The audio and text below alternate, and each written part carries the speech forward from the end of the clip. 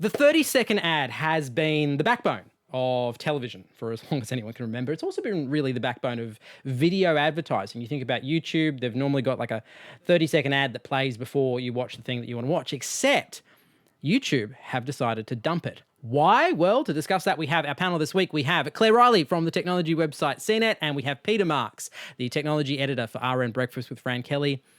Why? Why would YouTube want to do this? I would think it's because they've found that people hate the person advertising and forcing them to watch the whole thing so much that it's actually a negative. Although I would have thought the advertisers would have woken up to this. Mind you, they're not killing off the 20-second unskippable ad or the 10-second unskippable ad, so it's not like it's going away. I mean, Google themselves have been very critical of how fat web pages have become because of ads, because of tracking code, and that was part of the Google AMP, the accelerated mobile pages, which actually, rolled out I might last just get you year. to unpack that a little bit. Something a lot of people may not realise is that when you load up a website, it's not just the content.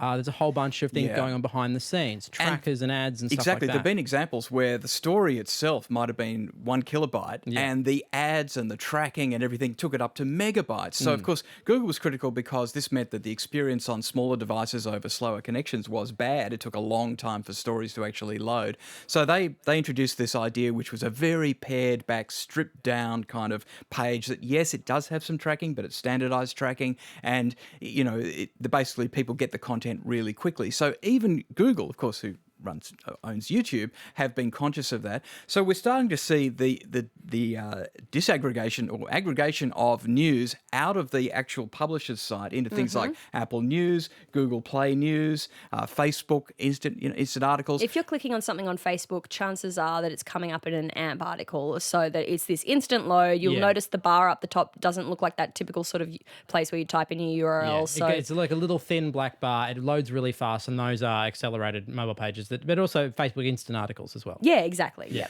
So the other big thing that was happening last year was I think that the number of people running ad blockers jumped last year, went up 34%, I think I read. So basically people are getting so annoyed at all of these ads over their content, they just want to get the content. They're actually doing the technical nerdy thing of installing ad blockers. Apple, of course, made ad blockers a part of Safari on their devices. Well, it's not that. This is the thing, though. It's not that nerdy to do. Like you can. So if you've never done it before, it's just you go to a website, you install a plugin for whichever browser you're using. Maybe it's Safari, maybe it's Chrome or one of those. And it basically kills off all the ads on a page, and the internet moves 30% faster. It really, so, of course, unless of course, you're a company that maybe relies on ads. Maybe seen it. So what we're starting to see now is pages actually saying, "I see you're running an ad blocker. Yeah. You know, that's how we make our money. If you don't turn it off, then you won't be able to read our stories." It comes down to creating a user experience so that ads aren't this clunking intrusion that barges into the room and destroys everything.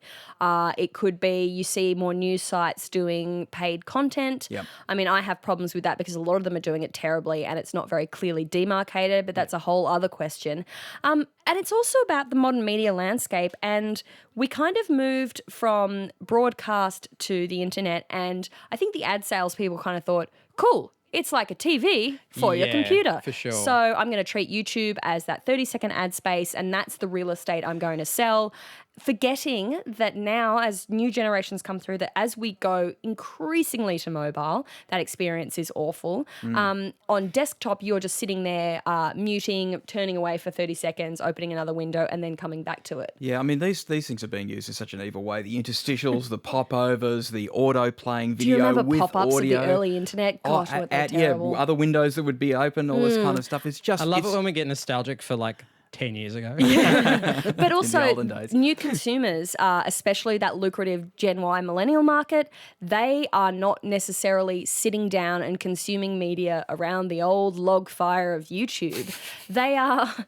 Why do I we say sing these Kumbaya things? as Yeah, well? exactly. They are starting to read stories through Snapchat. They're starting to think about media in a totally different way.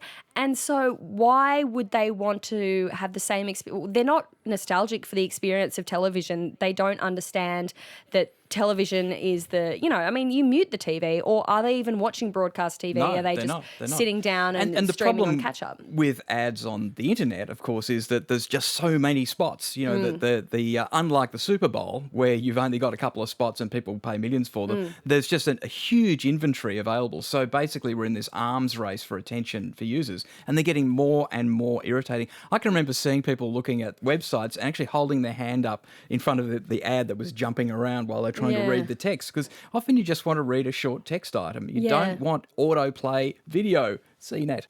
All right, make sure you download the audio edition of Download This Show. It's a whole show. We do 28 minutes and 30 seconds of discussing the internet and how it's changing you. You can find it on any podcast app. Do let us know if you enjoy it there. My name has been Mark Fennell, and we will see you in audio terms.